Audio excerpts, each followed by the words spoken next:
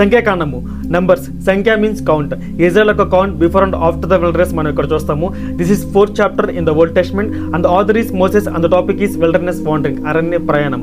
Time written is 1445 to 1405 BC and the main verse is 21st chapter 9th verse and the main word is దేవుడు మోషేతో మాట్లాడటం. Here we see reflection of Jesus as ఇత్తడి సర్పము, పగలు మేఘస్తంభము, రాత్రి అగ్నిస్తంభము. And the number of chapters are 36 and the number of verses are 1287.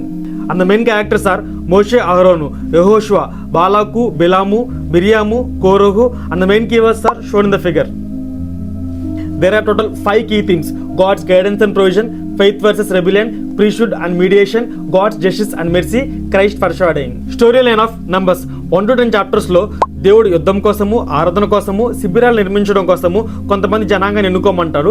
20,000 పై దాటిన వాళ్ళు and లేవిని కాలిన వాళ్ళని ఎన్నుకోమంటే 6,03,550 మంది వస్తారు. సో వాళ్ళతో ఆ పనిని నిర్మించుకోవడము అండ్ దేవుడు అరణ్యంలో వాళ్ళకి మేఘ రూపంలో దారి చూపించడం మనం చూస్తాం. 11 నుంచి 14 అధ్యాయాలు మనం చూసినట్లయితే అక్కడ ఉన్న ప్రజలు మన్నా గురించి ఫిర్యాదు చేయడము, దేవుడు వాళ్ళకి పెట్టెలను జడ్జిమెంట్ని పంపడము అండ్ మోర్ ఓవర్ అక్కడ అహరోను, మిరియాం ఇద్దరు కూడా మోషే యొక్క నాయకత్వాన్ని వ్యతిరేకించడము, అక్కడ 12 మంది స్పైస్ని నిర్మించడము, వాళ్ళు కానాను దేశాన్ని వెతకడము అండ్ అందులో 10 మంది అక్కడ ఉన్న ప్రజలకి భయాన్ని అండ్ వ్యతిరేకతని బాగా బలపరుస్తూ ఉంటారు. 15 నుంచి 20 అధ్యాయాలు మనం అక్కడ చూసినట్లయితే కోరహు తన అనుచరులు తిరుగుబాటు చేయడము, భూమి 2 కింద చీలి వాళ్ళందరూ కూడా అందులో పడి చనిపోవడం మనం చూస్తాం. అహరోను ఒక కర్రను దేవుడు వికసించేలా చేయడం వల్ల విషపూరితమైన పాములు అక్కడ వాళ్ళని కరవడం మనం చూస్తాం. మోషే ద్వారా అక్కడ ఇత్తడి సర్పం రావడము, వాళ్ళందరికీ కూడా స్వస్థత కలగడం మనం చూస్తాం.